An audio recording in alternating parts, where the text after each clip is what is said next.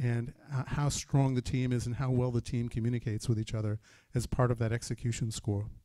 So be sure when you're putting together your businesses and your pitches that you remember these judging criteria. Now, there's not a one-to-one correspondence between success in judging criteria and success in the real world.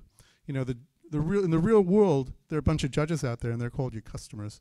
And if they buy your product, and they love your product, and they continue to use your product and tell their friends about it, and that's how you succeed in the real world. Well, we can't really do all of that tonight, and so we have these judging criteria as proxies for that. So be sure you keep those in mind. Also remember that, you know, when you're doing your pitch, that is what the judges are going to be looking at. You may have the best product in the world with customers, and if that doesn't come across well in your pitch, then the judges won't be able to score you appropriately on it. So don't forget, you guys are going to be pitching at 5 o'clock on Sunday, and you have to have a really good, fantastic, polished pitch ready to go that explains all these different aspects of the judging criteria and how you fulfill those. We'll leave that up to you, but don't forget to put a significant amount of effort into the pitch. Now there's this, if you look at this URL, bit.ly SW-infographic, you can go look at this later on. But this was put together by a team in New Zealand who won Startup Weekend and all of the various different things that you need to do in order to be a Startup Weekend winner. These guys had a business that was originally called AudioScribe. They've rebranded as Transcribe Me, and they've just closed $1.3 million US dollars worth of funding in Silicon Valley about a month and a half ago, and they're going really strong. So these guys knew how to win, and they've continued on afterwards. So it'll be there in the deck, the URL, if you want to have a look at that. There's some great prizes tonight.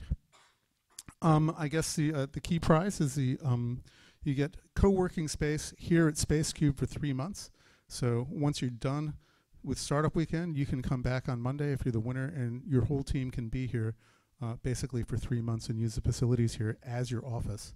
And Brody and the team are really keen that more and more people know about Space Cubed and that it's here and to use it. And we'd love everyone who's in the room tonight to tell their friends about it, what a great place it is, and to come and use it, because it's a fantastic local resource. And it's just opened up recently, and it could be being used a lot more than it is. But you also get a Windows phone. Are there any Windows phones in the wild in Perth? Has anyone seen one? Well, just think you could be the first in the whole city to have a Windows phone from Microsoft, and then you get to program it and write your app on it, and then you can use it. So a Windows phone from Microsoft is one of the prizes. And you'll also get a bunch of swag for your team.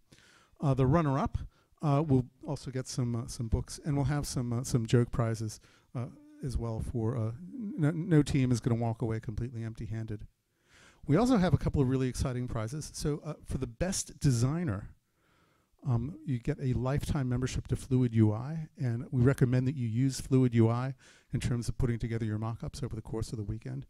And the best developer will also get hosted hosting services here in Perth. Just going back to the judging criteria for a moment, I mentioned points. I just want to make it clear, though, that the points that people get for their startups are not going to be the only thing that the judges use in order to determine who the winner is. The points will only be used to determine like who the top 3 or 4 teams are, and then the judges will go through qualitatively and discuss the merits and foibles of each one of the startups. So, and then we'll also determine who the best designer and best developer is. So now we're going to play a game just before we go through some more stuff, just to break it up. And the half-baked game is a fun game that we played at most of the startup weekends in New Zealand. And I will go walk around the room and give people words. Now, around the room, you will see some letters posted to the wall. And so what I'd like you guys to do when I'm done explaining how the game works is to go to the station with the letter, which is the first letter of your surname. Okay, and they're divided up into approximately equal groups by those letters. So when we're done, you go to the letter on the wall, which is the first letter in your surname, and you'll form groups. And I will walk around with words, and I will give each group a few words, and you have to use 2 of the words. You get 10 minutes, not 15. You'll get 10 minutes to put a pitch together for a business that involves 2 of the words that you drew out of the hat. And at the end of those 10 minutes, you have to do a 1-minute pitch You nominate someone from your team to do a 1-minute pitch for what your business is. And if Startup Weekend is the entire sort of 3-year startup life cycle squished into 54 hours, the half-baked game is Startup Weekend squished into 10 minutes. And you have to use a lot of the same processes that you would use during the rest of the weekend. You'll have to very quickly get to know each other and trade off ideas very rapidly and riff off each other in terms of what you're doing, and then do the 1-minute pitch. And you'll be sick of the 1-minute timer by the end of the weekend, because we're going to be using it a lot. And you'll find it very restrictive at first, but hopefully you'll learn to love it. So you'll have 10 minutes, not 15. So what I'd like people to do is right now go around to the letters on the wall, which are the first letter of your surname, and I will start dishing out words to people. And then I will start the timer, and you'll have 10 minutes to come up with a business pitch.